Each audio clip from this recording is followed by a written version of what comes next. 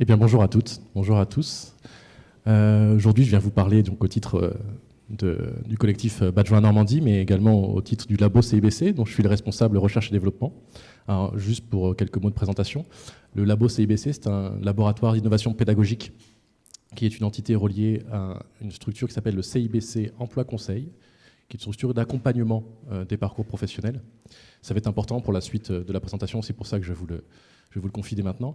Dans cette structure, nous accompagnons les parcours au sein de Bilan de compétences. CIBC est un centre interinstitutionnel de bilan de compétences, mais pas seulement, également des parcours en VAE ou de personnes bénéficiaires du RSA que nous accompagnons par rapport à leur réinsertion professionnelle ou le fait d'atteindre une formation. Aujourd'hui, je vais vous parler de reconnaissance ouverte et de réflexivité. Donc, comme l'a très bien introduit mon collègue Philippe juste avant moi, le badge, vous l'avez vu, a de nombreuses fonctionnalités, finalement. C'est ce qu'on rencontre lorsqu'on est amené à former des professionnels ou en tout cas à avoir des prestations de conseil. C'est pas toujours agréable d'entendre on peut tout faire avec le badge. C'est pas toujours agréable parce qu'on a envie de savoir précisément ce qu'on peut faire avec par rapport à son besoin. Et c'est pour ça que j'ai voulu introduire mon propos par rapport à quel était notre besoin au départ. Je vous l'ai dit, structure d'accompagnement. Accompagnement avec un objectif précis, qui est le développement du pouvoir d'agir des personnes que nous accompagnons, c'est-à-dire leur mise en action, finalement, au regard de leur situation, au regard de leurs objectifs. Et pour atteindre cette mise en action, c'est pas nous qui l'avons théorisé, c'est Yann Le Bosset, mais on s'en revendique volontiers. Dans l'équation, pour atteindre cette mise en action, il est attendu 3 ingrédients. Le premier d'entre eux, ça va être le développement du sentiment de compétence. Alors, on voit bien comment, avec l'objectif qu'est la reconnaissance, objectif que l'on martèle beaucoup avec le badge et auquel on se rallie volontiers, la reconnaissance par un tiers, quel que soit ce tiers, un professionnel, une structure, eh bien, avant même ce premier objectif affiché qui est la reconnaissance par un tiers, un de nos premiers objectifs en mobilisant le badge, nous, était la réflexivité. C'est-à-dire cette capacité d'analyse, cette opportunité réflexive qu'offre ce badge. Et donc, le développement de sentiments de compétence, un contexte spécifique, le fait de mobiliser les ressources, la manière dont on s'est emparé de ce contexte, et donc potentiellement mobiliser des compétences au sein de celui-ci. Le développement du sentiment de contrôle, la personne qui puisse projeter qu'elle est capable dans un contexte précis, qui peut parfois faire défaut et expliquer un certain nombre d'abandons au sein de parcours professionnels, ou en tout cas de découragement par rapport à l'atteinte d'objectifs. Même chose, on prétend pouvoir mobiliser et développer ce sentiment de contrôle à l'aide du badge, et je vous illustrerai comment par la suite. Et enfin, l'analyse stratégique. Yann Le Bosset dit, et on le suit volontiers là-dessus, si ces 3 ingrédients sont réunis, les personnes se mettront en action, à condition de se sentir compétent, de se sentir capable et en maîtrise dans une situation donnée, et de faire preuve d'analyse. Eh bien, à partir de là, il y aura mise en action au regard des situations et des objectifs de chacun. Et finalement, nous, cet accompagnement à la réflexivité, c'est quelque chose qu'on a depuis un moment mobilisé, qu'on a depuis un moment dans nos principes d'action. Et lorsqu'on a rencontré le badge, lorsqu'on a rencontré Philippe Petitqueux, François Millet, Serge Ravet et en 2016 ce standard, on s'est dit chouette, finalement, ça fait un certain temps qu'on essaye d'accompagner à l'identification, si possible à la valorisation des compétences, des expériences des personnes. Et là, on va voir un outil qui va nous permettre la reconnaissance. Mais pour cela, finalement, on a également mobilisé un dernier, après je vous ferai grâce d'autres modèles, mais quelque chose qui nous tient à cœur, c'est ce modèle de l'apprentissage expérientiel de Kolb. On se base beaucoup là-dessus pour expliquer un certain nombre de choses que l'on produit ou des accompagnements que nous réalisons. C'est le fait qu'assez traditionnellement, ce modèle, il propose finalement de dire que, quel que soit par quel ordre on commence, si ces 4 étapes sont réunies, il y a apprentissage. Et ce qui est très classique et ce que l'on connaît quand on sort des bancs de la fac ou de l'école, c'est de commencer plutôt par la conceptualisation abstraite, par les notions, par la théorie, à la suite de laquelle on va pouvoir avoir des petites expérimentations actives, des petits exercices, des choses pour réussir à le projeter. Puis une expérience concrète, celle-ci, qui va nous permettre d'ancrer ce qu'on a appris dans une certaine réalité. Et enfin, une observation réfléchie, une analyse qui va nous permettre, en prenant le recul, en analysant l'expérience passée, finalement, de consolider cela. J'ai même envie de le dire, de contenir ça, finalement. Et c'est un petit peu le modèle traditionnel, en tout cas, on va dire, le parcours traditionnel en termes d'apprentissage. Ce que va nous permettre le badge, ça va être pour nous, avec la plupart de nos publics, de commencer par l'expérience. Et d'inverser un petit peu ce modèle, puisque c'est en essayant de mobiliser les expériences concrètes, les contextes actuels des personnes, sans forcément aller dans leur passé, analyser des choses passées, non, d'être dans le ici et maintenant, dans le présent, qu'est-ce que les personnes réalisent, parfois des expériences type loisirs, des investissements bénévoles, des expériences du quotidien, et de commencer plutôt par faire ce focus sur l'expérience réelle de la personne pour l'amener ensuite à essayer d'en extraire un certain nombre d'apprentissages. Mais voilà, cette chose qu'on avait depuis un petit moment réalisée avec d'autres biais, la rencontre de l'Open Badge nous a paru évidente dans le fait de pouvoir développer ceci à ce niveau-là. Alors, tout cela demande évidemment un accompagnement. En tout cas, c'est ce que nous avons, entre guillemets, la chance de pouvoir proposer dans le cadre de nos interventions et de nos services, c'est justement d'accompagner les personnes. Le badge, seul, intrinsèquement, ne va pas être magique, ne va pas permettre à la personne de s'en emparer et tout d'un coup d'avoir un objet d'analyse. Mais si on l'intègre, et c'est toujours cela, hein, on en parle souvent, on ne va pas pouvoir saupoudrer de badge une activité existante, ce serait trop simple, ce serait bien, mais ce serait trop simple. Il va falloir profondément réfléchir à comment on va peut-être transformer son accompagnement, son service, sa structuration, pour permettre à l'Open Badge de prendre sens au sein de celle-ci. Donc, dans notre cas, les accompagnements peuvent prendre des formes diverses, évidemment du face-à-face avec des personnes qui amènent à des questionnements. On a également des ateliers réflexifs un peu plus approfondis. On a des mises en situation. Je disais, il faut des expériences, il faut des contextes. Parfois, les personnes peuvent peiner à essayer de les trouver dans leur quotidien. Donc, on peut mettre les personnes en situation de manière plus ou moins ludique pour cela. Et donc, nous avons également des jeux pédagogiques et un certain nombre d'éléments et de ressources qui vont nous permettre de provoquer ce début de dialogue réflexif. L'idée, c'est de se dire, ça ne va pas être quelque chose de si ponctuel.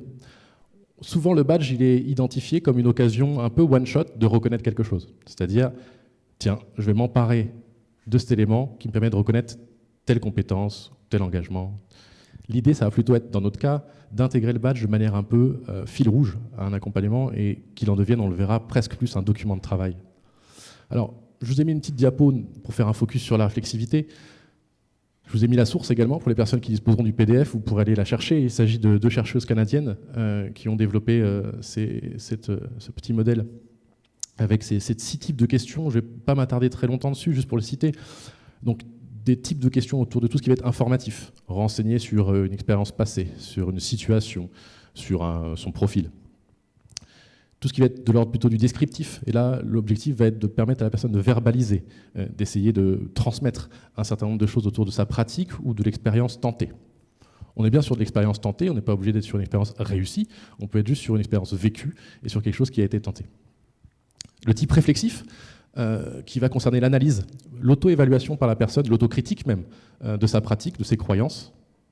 Le type métacognitif, qui est là peut-être un peu plus perché, mais qui va permettre en tout cas à la personne d'avoir un regard sur sa manière d'apprendre, sur son apprentissage, pour essayer justement de mettre en place des choses adaptées par rapport à son intérêt, son goût ou la manière dont elle s'y prend. Type affectif, c'est quelque chose qui est complètement facultatif, mais auquel on peut aussi penser, faire émerger une observation par rapport à la manière dont on mobilise ses émotions, par rapport aux réactions affectives qu'on peut avoir dans certaines situations. Et puis le type conceptuel, c'est-à-dire le fait d'activer dans l'instant des connaissances, des croyances, de rendre visible, on l'a dit beaucoup avec le badge, de rendre visible aux yeux de la personne ce qu'elle a pu apprendre ou développer au sein d'une situation. Bon, cette petite diapo un peu didactique, elle a juste cette valeur de mise en place par rapport à ce qui va suivre derrière. L'objectif de cette présentation, c'est plutôt de vous amener des manières très concrètes finalement de pratiquer cet objectif réflexif avec l'Open Badge. L'idée, c'était de pouvoir s'appuyer là-dessus. Vous retrouverez a priori, j'essaierai de faire des ponts peut-être au moment opportun, certains de ces types de questionnements avec les exemples que je vais vous proposer. Aussi, pour trancher un petit peu, je l'ai commencé à le dire, avec la vision, la représentation qu'on peut avoir de l'Open Badge, encore une fois, de l'occasion ponctuelle d'obtenir de la reconnaissance. Si on se le figure un peu différemment, avec ce que je vous propose sur cette petite métaphore du tour de piste, ça se joue en plusieurs étapes. Ça se joue en plusieurs étapes qui commencent par la reconnaissance. C'est-à-dire qu'avant même de projeter la reconnaissance d'un tiers, il va falloir potentiellement se reconnaître soi-même et percevoir qu'on va avoir une opportunité d'être reconnu. C'est ce qui va participer à la mise en action. Ça ne va pas être la seule chose suffisante, puisque si la personne, d'après nous, ne perçoit pas ça comme utile, on ne va pas y aller. Ou alors elle va traîner un peu des pieds sur la piste, mais elle ne va pas se mettre à courir, on va faire un petit footing, quoi. Si elle perçoit qu'il va y avoir une démarche bienveillante qui vise la reconnaissance que ça peut lui être utile dans sa situation, peut-être qu'elle va commencer à se mettre un peu en marche. Et puis, il y aura forcément un aspect stratégique dans la chose. Comment je vais aborder la situation? Quel badge je vais demander plutôt de quel autre? À quoi ça va me servir derrière?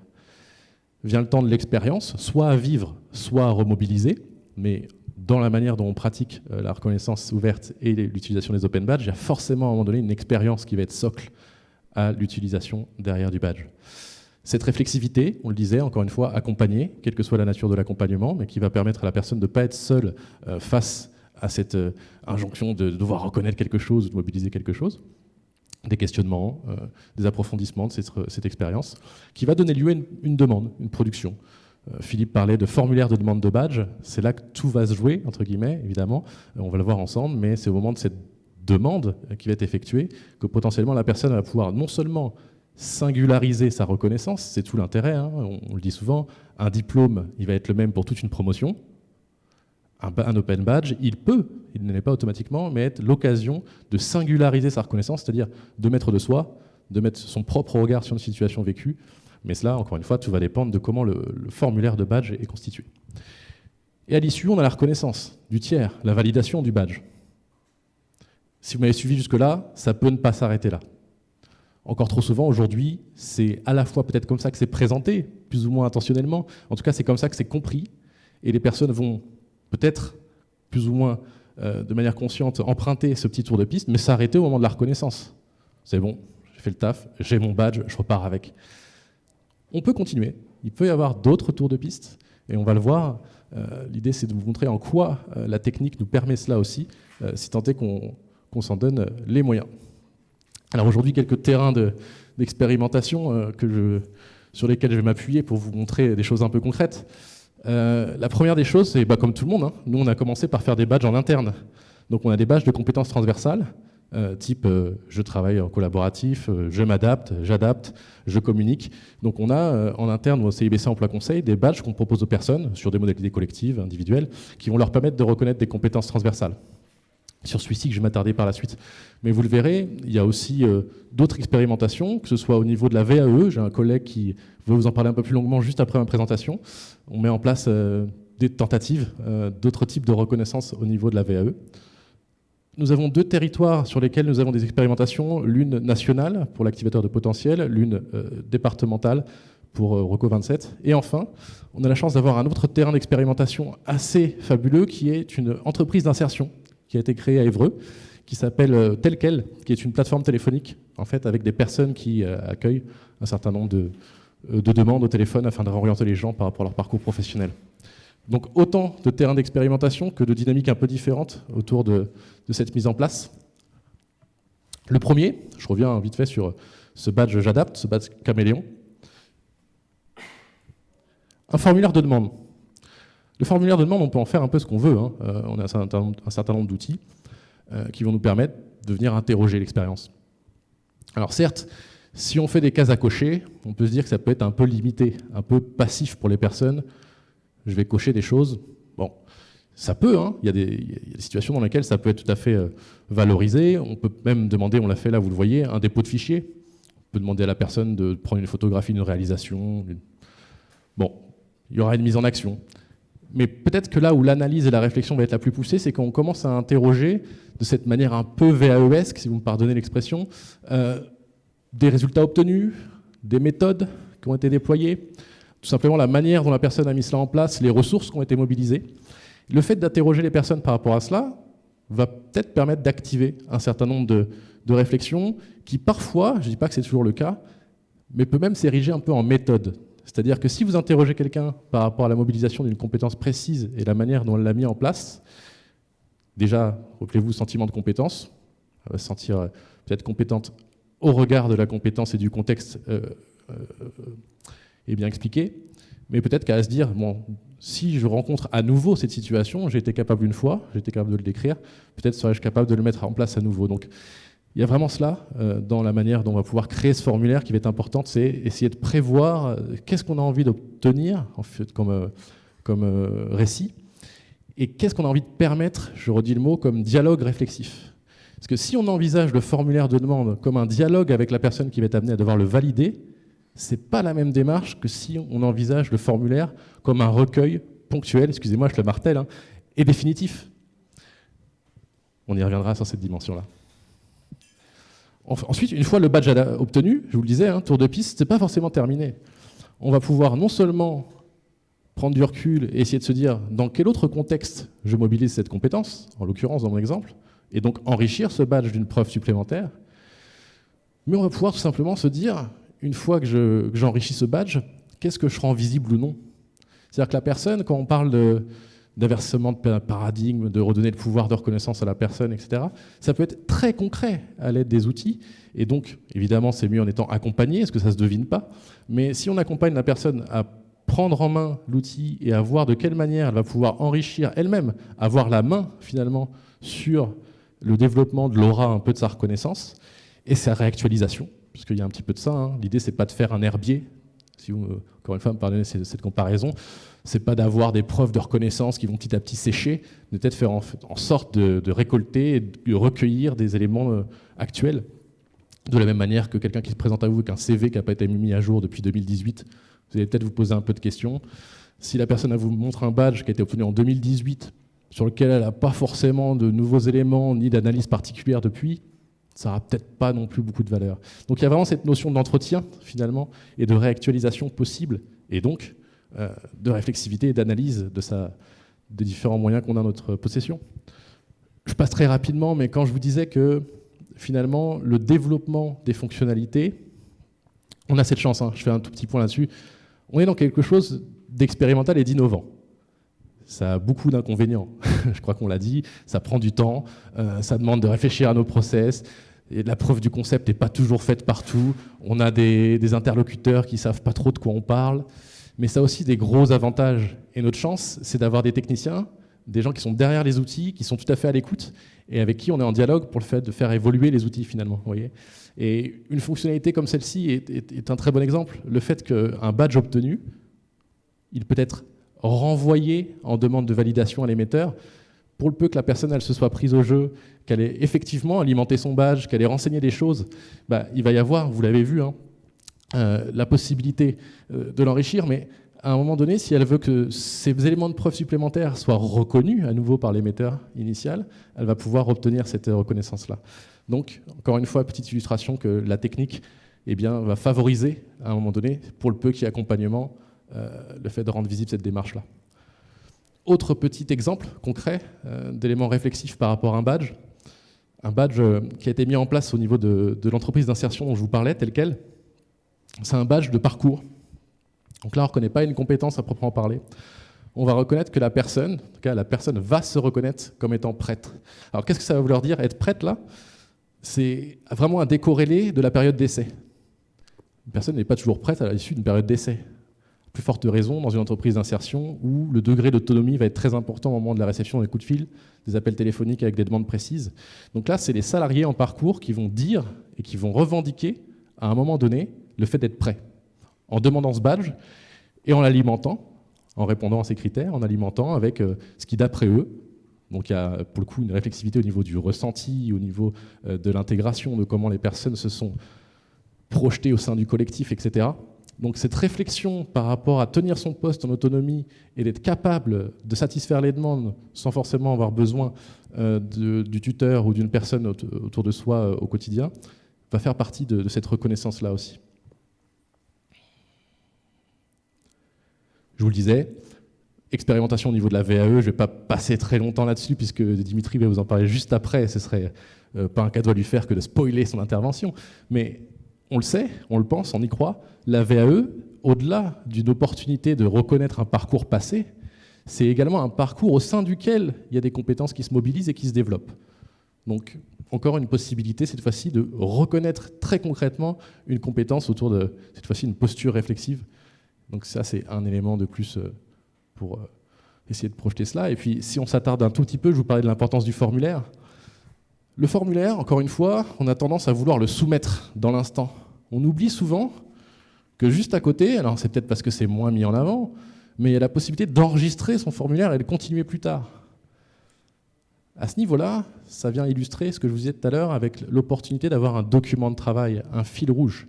Et si on envisage le badge pour l'un de ses usages, il ne s'agit pas d'en faire que ça, mais comme un document de travail, on a parlé de démarche e-portfolio, mais quelque chose qui peut se remobiliser tout au long d'un parcours et enfin se soumettre quand la personne s'estime prête ou qu'elle est satisfaite de son contenu pour pouvoir être reconnue, eh bien déjà, ça nous ouvre un usage un petit peu différent.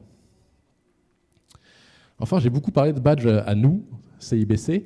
J'ai décidé de vous montrer, pour finir sur des exemples concrets, des badges que nous n'avons pas créés, mais que moi, en tant qu'utilisateur, j'ai demandé. Tout simplement pour illustrer aussi ce côté réflexif qu'on essaie de mettre en place. C'est-à-dire, pour peu que la personne ait été accompagnée à cela, après, elle va seule pouvoir identifier que des badges qu'on n'avait peut-être pas cette utilisation première au départ, lui permettent cela. C'était mon cas avec les badges qu'on proposait le Dôme pendant la situation sanitaire qu'on a connue. Nous, au sein du Dôme, on a un certain nombre de professionnels de différentes structures et on travaille au quotidien, ou en tout cas quand on peut venir dans cette structure, on se voit assez régulièrement. Tout d'un coup, pendant le confinement, on ne s'est plus vu. Et il y a un badge qui a été mis en place par le Dôme et par Pauline, que j'ai trouvé super au départ, parce que sympa, qui permettait le lien dont Philippe parlait, mais qui au-delà du lien, finalement, vous voyez, ça a été à chaque fois, chaque semaine, est sorti un badge qui disait « J'ai survécu à la semaine 1 du confinement, j'ai survécu à la semaine 2 du confinement ». Alors on pouvait tout à fait en rester à la blague, entre guillemets, hein, c'est-à-dire dire « Oui, je demande, je reconnais que je survis au confinement ». Mais le formulaire était fait d'une manière qui permettait finalement de projeter un certain nombre de choses, de donner son ressenti, comment on vivait la situation. Je m'en suis totalement emparé comme un journal de bord, en fait. Mais je m'en suis rendu compte qu'au bout d'un moment, au début, je le faisais à la fin d'une journée de travail. Et puis avec le recul, j'ai été jusqu'à la semaine 7. Je ne sais plus jusqu'où vous avez été, mais moi je me suis arrêté à la 7. Et ce qui était assez intéressant, voilà, c'était d'avoir l'opportunité d'avoir un réceptacle à la manière dont on observait la situation dans le moment. Toujours le côté captation du présent, quoi.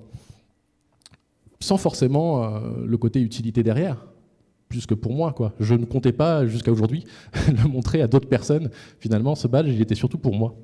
Un badge, ça peut être pour soi aussi, et avant d'être reconnu par un tiers, cette opportunité réflexive que j'évoquais.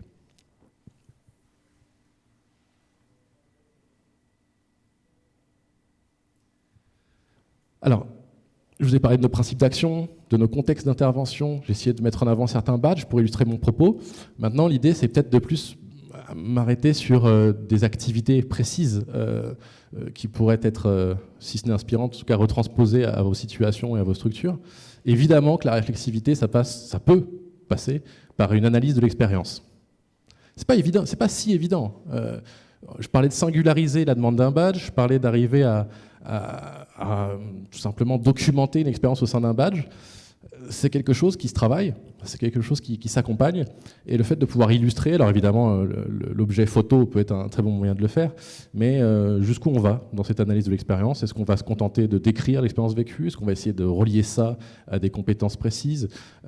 Comment on va réussir à verbaliser cela? Pas toujours évident avec certains publics qui sont déjà pas forcément dans une capacité à se valoriser ou à mettre en avant des objets de réussite ou à positiver des choses, donc ça se travaille. J'ai parlé de négociation de critères à ce niveau-là, avec un exemple que j'aime bien mettre en avant. Ceux qui me connaissent ou qui j'ai déjà eu la chance d'avoir en formation ont déjà vu cette diapo. Nous, très tôt, je vous l'ai dit, Centre interinstitutionnel de bilan de compétences, on a cet accompagnement à l'identification de ce qu'est une compétence, en termes de notions, etc. Là, ça a été une formidable opportunité d'essayer, plutôt que de dire savoir-être, savoir, de dire, voilà, aujourd'hui, on arrive avec un badge, il était vide. J'arrivais juste avec l'image, pour le coup. Et on avait des jeunes de mission locale et des conseillers de mission locale. On arrivait avec le même badge, qui était « Je gère mon identité numérique », et on leur disait, voilà, à l'époque, c'était en 2017, je vous propose ce badge, à vous de dire qu'est-ce qu'il reconnaît, à quelles conditions vous pourriez prétendre d'obtenir ce badge qui reconnaît votre compétence à gérer votre identité numérique. Alors évidemment, on avait choisi le verbe d'action, on savait que derrière « je gère », peut-être se cacheraient des représentations en fonction de la génération ou du rôle. C'est ce qui s'est passé, et c'était très intéressant. On avait évidemment du côté des jeunes le côté gestion de son image, le fait de pouvoir se mettre en valeur sur les réseaux sociaux. Du côté des professionnels, on était nettement plus sur la confidentialité, le fait d'être conscient des risques, des choses comme ça. Et quand je parle de négociation de critères, c'est qu'en fait, chacun des collectifs, chacun des groupes s'est rendu compte que l'autre avait potentiellement raison, en fait. C'est que tout dépendait du rôle, de la situation et de ce qu'on voulait mettre en avant. Donc, ce qui a été très intéressant lors de ces ateliers-là, c'est le fait que finalement qu'on garde des éléments des deux productions et que le badge devienne une fusion de ces différents critères de reconnaissance. Alors, ce qui ne gâche rien, c'est que les personnes repartaient avec derrière et c'est, je le disais, un biais pour aborder et travailler la notion de compétence très concrète et qui était assez intéressante à cette époque-là. Un autre exemple que je souhaitais mettre en avant, c'est la possibilité, quand on crée un badge, parce qu'on peut créer le badge pour soi, on peut créer le badge pour les autres. Philippe l'a dit tout à l'heure, l'importance de la co-création des critères, en fait, c'est une vraie opportunité. D'aucuns parleraient de référentiels un peu bottom-up, c'est-à-dire des référentiels locaux, des référentiels qui concernent les acteurs qui vont l'utiliser. L'une de ces expériences concernait le CORAS, dont on est adhérent. Le CORAS, c'est un réseau national de l'ESS, de structures et d'entreprises d'insertion. Et là, on avait la chance d'avoir une dizaine de structures normandes, éparpillées sur les différents départements, qu'on souhaitait mettre en place un badge commun. C'est une expérience à vivre, je vous le conseille. Déjà de créer un badge au sein de sa propre structure avec ses collègues, ça demande la négociation de critères, de se mettre d'accord sur la représentation, qu'est-ce qu'on entend par telle chose. Différentes structures, identifier le commun dans les manières d'accompagner, dans les manières finalement, les encadrants techniques, d'observer une situation, d'accompagner les salariés en parcours, ça a été très riche également. Donc identifier et caractériser le commun, c'est aussi une opportunité réflexive.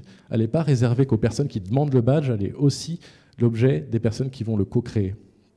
Et enfin, comment faire cette intervention au Dôme sans évoquer la matrice? Pour ceux qui ont le courage d'aller jusqu'au bout de la journée de conférence, on va l'aborder avec François Miet lors de la dernière conférence de 17h30 sur le développement des outils des usages.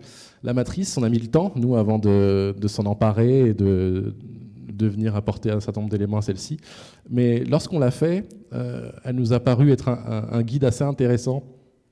Parce que même si comme ça peut paraître plaqué, cette matrice, donc quelques petits éléments de contexte, la matrice, c'est un outil qui a été développé par le Dôme en 2017-2018 et qui se veut un guide pour savoir quel type de badge, quel type de reconnaissance produire.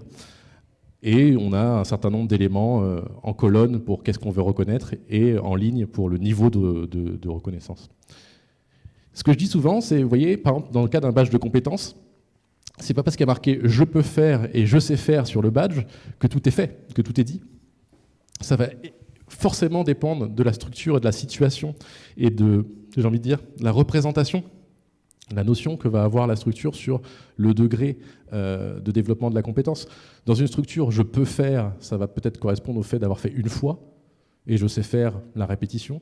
Dans une autre structure « je peux faire », c'est « j'ai été capable avec un tuteur », je sais faire en autonomie. Vous voyez, donc là où je veux en venir, c'est que finalement, le travail de co-création de critères et qu'exige le badge, ça va vraiment permettre, ce que je dis souvent, c'est d'apprendre à parler la même langue. En fait. Parce que des fois, on croit qu'on est d'accord sur l'utilisation des mots, mais quand on les met sur la table et qu'on arrive à essayer de décortiquer cela ensemble, on se rend compte que non. Et c'est là que ça devient intéressant, finalement, ce travail de co-construction autour de l'usage des mots et d'arriver au-delà de l'usage des mots, d'expliquer ce qu'il y a derrière pour rendre... Vous me pardonnez l'expression, mais la règle du jeu un peu plus claire pour les personnes que ça concerne. Alors, je passais un peu rapidement sur les choses. J'ai essayé de le rendre le plus concret possible aujourd'hui, de mettre un peu de côté les concepts. Si, malgré tout, vous êtes frustré de ne pas avoir entendu trop de concepts ou de notions ou de théories, je vous propose des liens vers des articles qu'on a écrits au labo. Pour ceux qui auront le PDF à distance, les liens sont cliquables.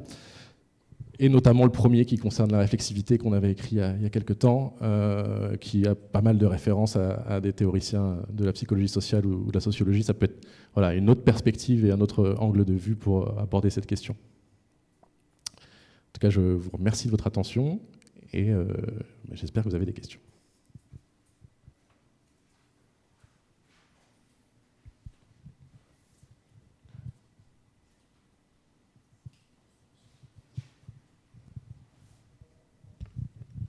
Rebonjour. Ce n'est pas une question, c'est vraiment une observation par rapport à ce que vous nous avez montré, Eden, sur la période Covid, de passer une semaine, voilà. Donc, finalement, c'était s'interroger sur quelque part sa santé, c'est clair et net.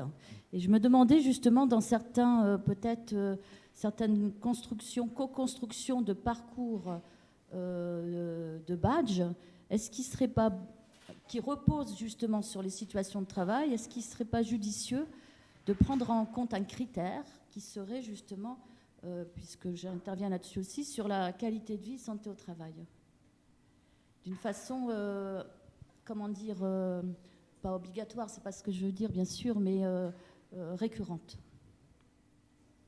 Ah bah, ça peut être tout à fait pertinent. On l'a vu, moi, c'est ce dont je me suis emparé avec les badges que le Dôme avait créés à ce niveau-là. Je vous disais, dans notre cas, nous, on interroge plutôt le ressenti lorsqu'il y a une expérience précise qui peut parfois donner lieu à des difficultés rencontrées. Et c'est important aussi, hein, quand on parle de ressenti, il y a évidemment les difficultés, il y a probablement des problématiques, mais il y a aussi l'envie. Des fois, voilà, il y a des choses positives qui peuvent ressortir de cela et ça peut être intéressant. Donc, ça peut être tout à fait pertinent d'interroger la qualité et la santé de vie, que ce soit au travail ou en fonction de l'expérience qui est interrogée. Hein. C'est quelque chose qui peut être, si ce n'est systématisé, en tout cas, rentrer en ligne de compte. Vraiment, il faut partir du principe que, encore une fois, j'aborde la technique parce que c'est toujours par là qu'on passe en premier quand on s'essaye au badge. Et quand on s'autorise à se dire on va pouvoir poser des questions, alors, il y a certaines qui seront peut-être incontournable et qu'on va pouvoir rendre obligatoire, comme tout formulaire avec un petit astérisque rouge et se dire, bah non, moi dans mon critère, il faut que la personne réponde à cette question. Puis il y en a peut-être d'autres qu'on peut juste proposer. La réflexivité, elle ne se décrète pas, elle peut s'accompagner, elle peut se favoriser, mais à un moment donné, il y a peut-être des axes sur lesquels il y a des gens qui seront un peu mal à l'aise d'aller, et peut-être qu'ils pourront y aller dans un second temps. Donc, mais en tout cas, il faut peut-être ne pas s'interdire le fait de mettre des choses sur la table et d'interroger les gens par rapport à cela. Si c'est pertinent, au regard de ce qu'on veut mettre en place derrière, bien sûr. Merci.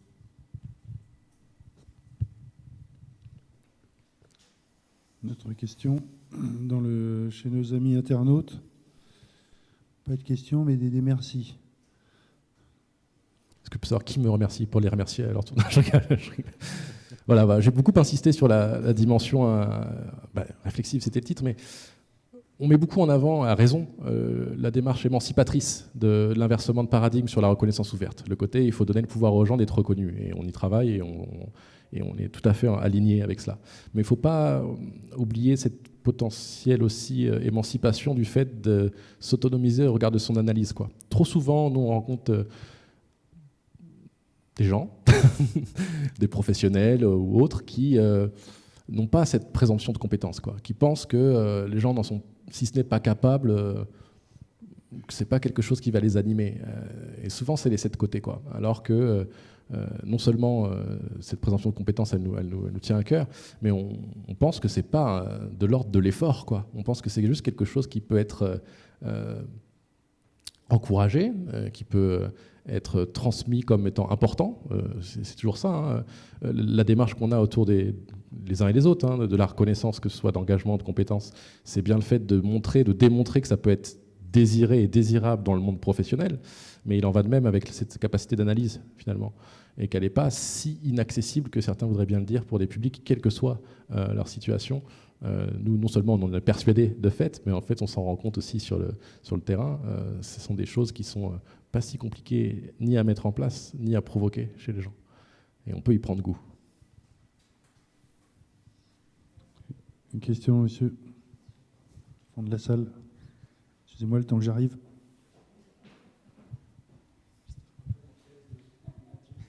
Alors, c'est aussi un remerciement, du coup. Tu as mis un mot sur quelque chose qui aujourd'hui me bloque un peu là, sur les badges, et donc du coup je prends une avance sur ce que je vais dire après peut-être. Avec les 6 questions que tu as présentées, bon, il y en a une, très sincèrement, j'ai du mal à me mettre dedans, celle de la métacognition. Mais sur les 5 autres, en tout cas, je vois bien mon poste et peut-être ce que je fais aussi au quotidien. Et sur la question du badge, il y a une difficulté réelle à retrouver la vivacité que je peux avoir dans des échanges oraux avec les personnes pour susciter justement le sentiment, l'affect quand ils me parlent de leur poste, de leur mission au quotidien. Là où au début on est sur un truc très platonique, très vite on arrive sur un moteur qui s'engage, quoi. Et finalement j'avais du mal c'est peut-être, on est sur la conceptualisation du coup, à trouver le moyen de ramener cette vivacité dans l'écrit et dans le badge, dans le formulaire qui pouvait paraître un peu plat. Donc voilà, je reste avec le truc de l'émotion et d'essayer de la susciter par l'écrit et par le badge. Donc merci. Voilà. Je t'en prie. Alors après, voilà, l'émotion n'est pas toujours simple à mobiliser. Il y a un autre truc, c'est l'écrit. Vous ne m'avez pas repris là-dessus. Voilà. Certains à raison pourraient dire que ce n'est pas pour tout le monde, l'écrit. Ça peut être une difficulté. Ça peut être accompagné aussi.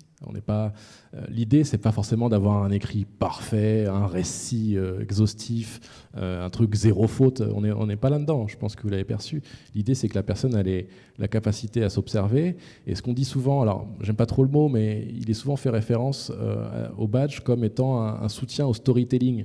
Pourquoi pas? Si le fait de demander un badge et de l'obtenir est juste l'opportunité d'identifier très précisément quelque chose sur lequel on est capable, compétent, et qu'on puisse le remobiliser sans reprendre le badge. C'est tout à fait intéressant. Si on a quelqu'un en entretien qui est capable de nous donner des contextes par rapport à une compétence précise ou des expériences qui ont compté, on va peut-être pas lui demander sortez-moi le badge là, quel est le badge qui est associé à ça. L'important, c'est peut-être ce que la personne va pouvoir développer comme regard sur elle-même, analyse et transmission. Donc l'écrit peut être un moyen sans forcément être une fin. C'est là où je veux en venir aussi. Et puis, s'il y a des publics qui ne sont vraiment pas armés par rapport à ça, il y a d'autres biais et on peut faire avec sans forcément attendre que la personne soit seule face à sa page blanche, quoi. Merci. On vous applaudit bien fort, monsieur Jean-Marie.